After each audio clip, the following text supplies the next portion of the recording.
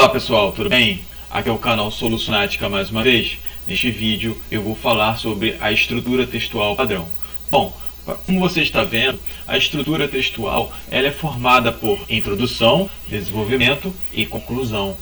Ok? Bom, primeiramente nós temos uma introdução, que é formada por introdução, desenvolvimento e conclusão. Como que nós entendemos, né, uma introdução? Né? A introdução ela possui, na verdade, uma estrutura formada por um tópico frasal. Ok? Então, você pode utilizar uma introdução com uma citação, você pode utilizar uma introdução com uma declaração, você pode utilizar uma introdução com uma pergunta, tá? Mas eu acho melhor, né, nos optarmos por caminhos mais objetivos.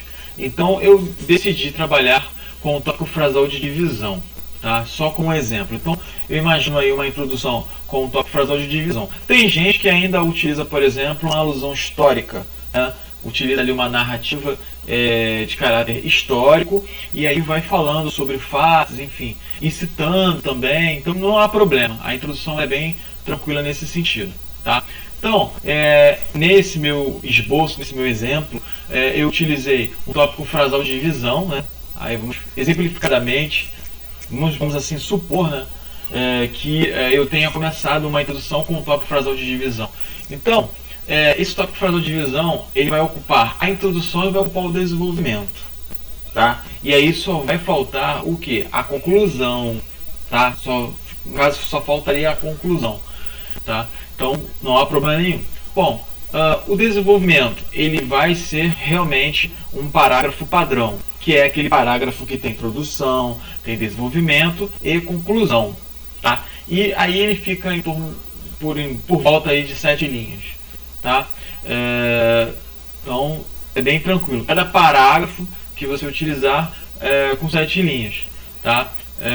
É claro que no desenvolvimento eu trabalho, né, a minha argumentação. Então os parágrafos de desenvolvimento também tem introdução, também tem desenvolvimento e tem a conclusão da mesma maneira, tá? Que uma estrutura textual, ok? Então esses parágrafos padrões de um desenvolvimento, de uma argumentação, eles também podem ter uma citação, eles também podem trabalhar elementos que muitos acreditam que só tenha na introdução de um texto propriamente dito. Mas na verdade, nós já calculamos antes de fazer de escrever a redação, de redigir a redação, nós calculamos o que vai ser trabalhado em todo o texto. Então a introdução você já se dispõe a trabalhar um determinado meio, né, de convencimento, porque na verdade a introdução é uma apresentação. Toda introdução é uma apresentação, tá? E o desenvolvimento é o que? É a justificativa dessa introdução, é a explicação dessa introdução. E ao final você tem a conclusão, tá? Isso também é um desenvolvimento, ok? E esse parágrafo pode ter 7 linhas. Tem gente que trabalha com 5, tem gente que trabalha com 6. Eu prefiro trabalhar com 7. Tá? Eu acho que acredito que seja uma quantidade de linhas bem razoável, bem interessante para parágrafos de desenvolvimento, tá? Sem nenhum problema, tá? Enquanto que numa introdução aí você tem de 5 a 7 linhas, tá? Poxa, a gente pergunta, eu não posso começar a introdução de um texto com 7, depois falar, desenvolver 7, depois concluir com 7? É claro que você pode, desde que você não ultrapasse os limites, né? Você não utilize ideias que estejam fora. As ideias apenas devem estar dentro daquilo que você estipulou na introdução, porque na verdade quem controla o seu texto é a introdução. A introdução é a apresentação. A introdução que eu falo é aquela introdução lá em cima, a primeira, né? A primeira divisão aí, lá em cima. Então essa introdução ela é muito importante, porque é ela que vai dimensionar, é ela que vai padronizar, é ela que vai dar o formato para o seu texto, vai dar vida ao seu texto, vai apresentar o seu texto. Obviamente também nós podemos trabalhar ideias que são impactantes na introdução. E aí no desenvolvimento você vai desenvolver essas ideias impactantes. E na conclusão você fecha, você finaliza. Bom, e como é que é a conclusão? A conclusão também tem introdução, tem desenvolvimento, né? Introdução, desenvolvimento e conclusão. Só que aí eu abri um porém, coloquei ali no quadradinho ali, né? 4 ideias bem interessantes para você colocar na sua conclusão. Primeiramente, o uso de locuções conjuntivas, dessa forma ou em resumo, são bem lindas, né? São bem interessantes na introdução da sua conclusão, tá? Você começa lá, dessa forma, blá blá blá blá blá. Em resumo, blá blá blá. Porque na verdade, em resumo, ele vai na verdade dizer o que é a sua conclusão. A sua conclusão, ela é um resumo, ela é uma síntese, né? Ela é, na verdade, palavras que foram ditas na introdução geral, que é o primeiro parágrafo do texto. Então você resume esse parágrafo, tá? Toda a conclusão é um resumo da introdução. É claro que aí eu estou chamando a conclusão de parágrafo síntese. Sim, né? Desse modo, dentro dessa ótica, sim. No entanto, vai um pouco além, porque eu começo com, por exemplo, dessa forma, vírgula. Aí eu vou resumir a introdução ali, né? Aí eu vou dando seguimento. Okay? Então, qual o terceiro aspecto interessante da conclusão ali? Ó? Cita utilizando argumentos de autoridade. Então você começa dessa forma, aí resume a introdução e aí você utiliza um argumento de autoridade.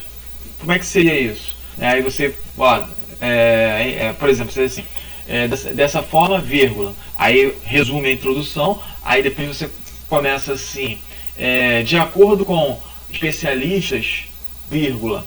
Aí você vai falar de acordo com o seu texto, vai utilizar palavras de especialistas no seu texto.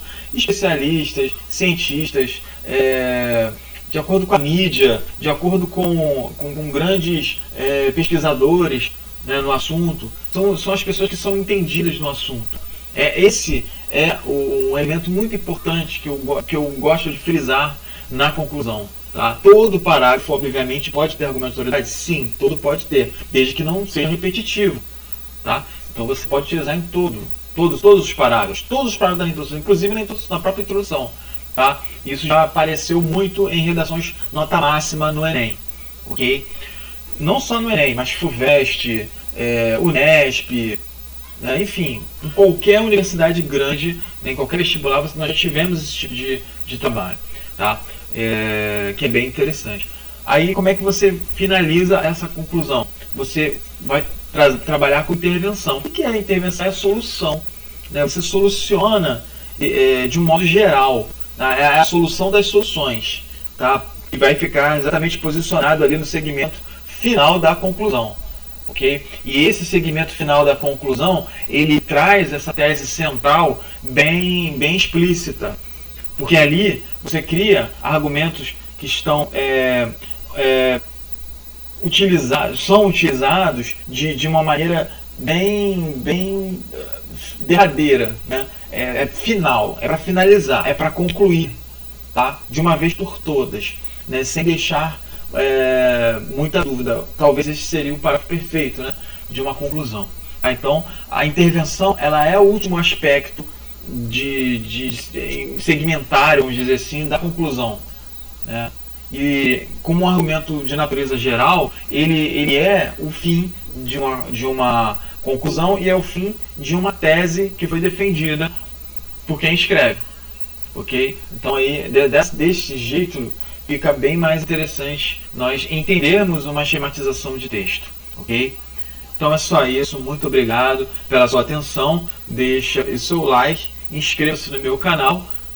É só isso, tchau, muito obrigado, valeu, fui!